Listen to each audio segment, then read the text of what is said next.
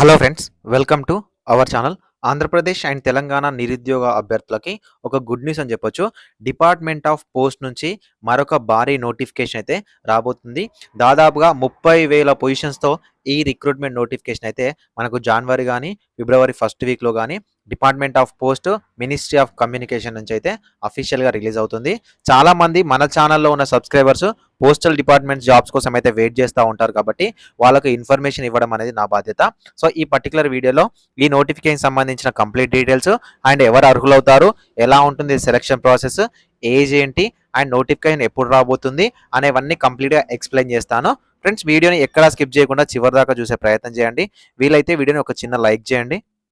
Friends, మీకు ఈ job related ఎవరైనా ఇన్ఫర్మేషన్ కరెక్ట్‌గా ఇవ్వకపోయినా అంటే మీకు తెలియట్లేదు అంటే మనకు డిస్క్రిప్షన్‌లో నేను ఇన్‌స్టాగ్రామ్ అకౌంట్ ఇస్తాను. ఖచ్చితంగా ఫాలో అవ్వండి.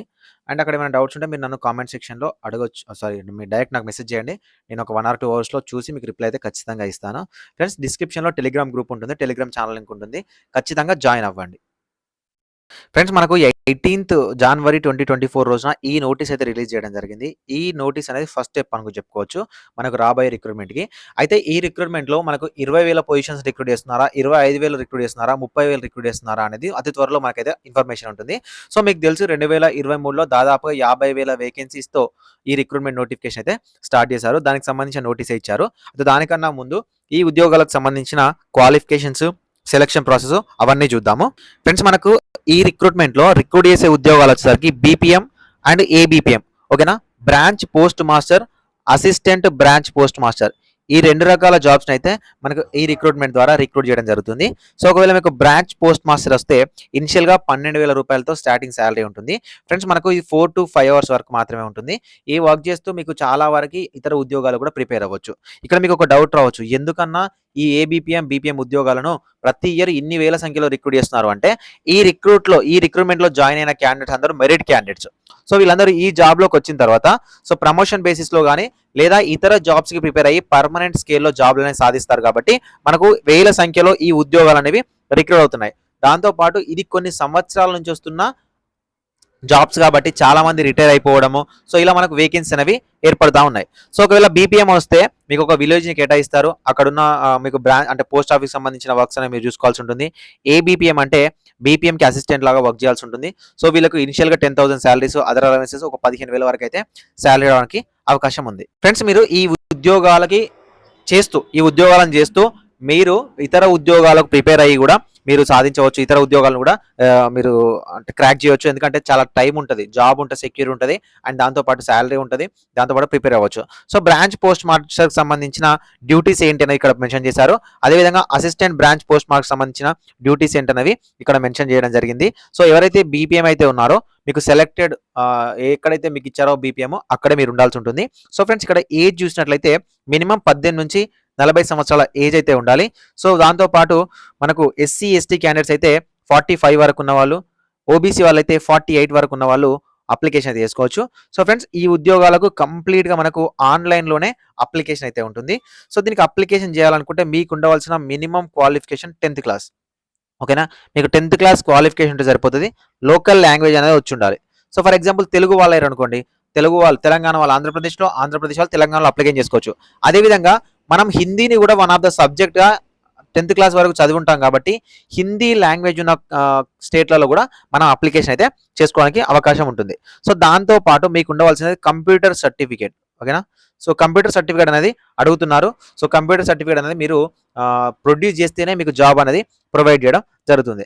యాజ్ పర్ రిజర్వేషన్ మనకు ఏదైతే గవర్నమెంట్ జాబ్స్‌లలో రిక్రూట్మెంట్‌లో రిజర్వేషన్స్ ఉంటాయో ఆ రిజర్వేషన్ ప్రకారమే మీకు రిక్రూట్మెంట్ ప్రాసెస్ అయితే జరుగుతుంది. సో మీరు ఆన్‌లైన్‌లోనే అప్లికేషన్ చేసుకోవాలి. ఇండియా పోస్ట్ జీడీఎస్ online.gov.in మన ఛానల్‌లో 1,00,000 మంది వ్యూస్‌తో ఒక ట్రెండింగ్ వీడియో ఉంటది. ఆన్‌లైన్ అప్లికేషన్ ఎలా చేయాలనేది. ఆ వీడియో మీరు చూసి కూడా ఆన్‌లైన్‌లో అప్లికేషన్ అది చేసుకోవచ్చు. ఫ్రెండ్స్, ఈ ఉద్యోగాలకి మీకు సెలక్షన్ ఎలా ఉంటుందంటే ఎలాంటి ఎగ్జామినేషన్ ఉండదు. 10థ్ క్లాస్‌లో వచ్చిన మార్కుల ఆధారంగానే ఉంటుంది. చాలా రోజుల నుంచి ఈ జీడీఎస్ ఉద్యోగాలకి ఎగ్జామినేషన్ పెట్టి తీసుకోవాలనే ప్రపోజల్ ఉంది. అంటే నిరుద్యోగుల నుంచి. కానీ వాళ్ళేంటంటే 10థ్ క్లాస్‌లో వచ్చిన మార్కుల ఆధారంగానే తీసుకుంటున్నారు. సో దీని మీద మీ అభిప్రాయం ఏంటనేది ఒక చిన్న కామెంట్ అయితే చేయండి. కేవలం 10వ తరగతి వచ్చిన మార్కుల ఆధారంగా మీరు అప్లికేషన్ చేయగానే ఆటోమేటిక్‌గా ఆన్‌లైన్‌లో ఉన్న మీ డాటా ప్రకారం వెరిఫై చేసి మీకు మెరిట్ లిస్ట్‌ని ఇచ్చిన తర్వాత సర్టిఫికేట్ వెరిఫికేషన్ ద్వారా ఈ ఉద్యోగాలను అయితే సెలెక్ట్ చేస్తారు. సో ఇక్కడ మనకు గ్రేడ్ పాయింట్ అనేది ఇవ్వడం జరిగింది. ఒకవేళ గ్రేడ్స్ ఉన్న క్యాండిడేట్స్ అయితే మీకు 10 జీబీ వస్తే మల్టిపుల్ ఫ్యాక్టర్ ఏంటి, ఓకేనా? మీకు 9 గ్రేడ్ పాయింట్ వస్తే మల్టిపుల్ ఫ్యాక్టర్ ఏంటి? ఫర్ ఎగ్జాంపుల్ మీకు 8 వచ్చింది అనుకోండి, ఇంటూ 9.5తో మీరు మల్టిప్లై చేస్తే మీకు ఒక పర్సంటేజ్ వస్తుంది. ఆ పర్సంటేజ్ని క్యాలిక్యులేట్ చేసుకొని మిమ్మల్ని జాబ్లోకి అయితే తీసుకోవడం జరుగుతుంది. ఫ్రెండ్స్ దీనికి సంబంధించి ఆన్లైన్లోనే అప్లికేషన్ చేసుకోవాలి. అయితే ఆన్లైన్లో అప్లికేషన్ చేయడానికి కూడా కేవలం 100 రూపీస్ మాత్రమే OC, OBC, EWS male candidates fee pay చేయాల్సి ఉంటుంది. SC, ST candidates and female candidates ఎవరైతే ఉన్నారో నో ఫీజు, ఎలాంటి ఫీ అనేది పే చేయాల్సిన అవసరం అయితే లేదు. సో మీకు దీనికి సంబంధించిన అఫీషియల్ నోటిఫికేషన్ రాగానే మన ఛానల్లో అప్డేట్స్ అనేవి ఖచ్చితంగా రెగ్యులర్గా వస్తూనే ఉంటాయి. అండ్ బీపీఎం సంబంధించి, ఏ బీపీఎం సంబంధించి పోస్ట్ ఏంటి, జాబ్స్ ఏంటి, ఎలా ఉంటాయి, ప్రమోషన్స్ ఏంటి, ఎవ్రీథింగ్ మన ఛానల్లో వీడియోస్ ఉంటాయి. మీరు కావాలంటే చూడొచ్చు. ఓకేనా ఫ్రెండ్స్? సో దానికోసమైనా ఒక చిన్న లైక్ చేయండి, వీలైతే వీడియోని షేర్ చేయండి. ఫ్రెండ్స్ ప్రజెంట్ మనకు డిపార్ట్మెంట్ ఆఫ్ పోస్ట్ నుంచి వచ్చిన ఈ నోటీస్ గురించి మాట్లాడుకుందాము. సో ఈ నోటీస్ ఏంటంటే all chief post masters general, ఓకేనా, GDS online engagement process schedule 1 of the year 2024, ఓకేనా, 2024కు సంబంధించిన షెడ్యూల్ అనేది దానికి సంబంధించిన ఈ నోటీస్ అనేది రిలీజ్ చేయడం జరిగింది. ఓకేనా, మీకు రిక్రూట్మెంట్లో ఇది ఫస్ట్ స్టెప్ అండి. ఓకేనా, సో దీంట్లో వాళ్ళు మెన్షన్ చేసింది ఏంటంటే మనకు ఇన్ ద ఇయర్ 2023లో దాదాపుగా 50,000 పొజిషన్స్తో రిక్రూట్మెంట్ నోటిఫికేషన్ వేశారు కదా.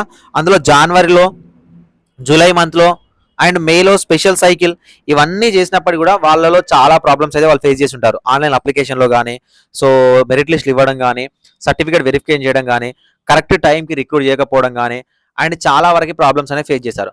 అలాంటి ప్రాబ్లమ్స్ అనేవి 2024లో రాకుండా అనుకున్న టైంకి, ఓకేనా, ఏదైతే ఫస్ట్ నోటిఫికేషన్ ఇస్తారో అనుకున్న టైంకి రిక్రూట్మెంట్ అయిపోయే విధంగా. ఎందుకంటే ఫస్ట్ ఒక నోటిఫికేషన్ ఇచ్చినప్పుడు రిక్రూట్మెంట్ అనేది మనకు క్లియర్ కాకపోతే బ్యాక్లాగ్ పొజిషన్స్ వెళ్తాయి. ఈ బ్యాక్లాగ్ పొజిషన్స్ అన్నింటినీ మళ్ళీ ఫిలప్ చేయడానికి మళ్ళీ నోటిఫికేషన్ ఇచ్చి మళ్ళీ సర్టిఫికేట్ వెరిఫికేషన్ చేసి ఇదంతా ఉంటుంది.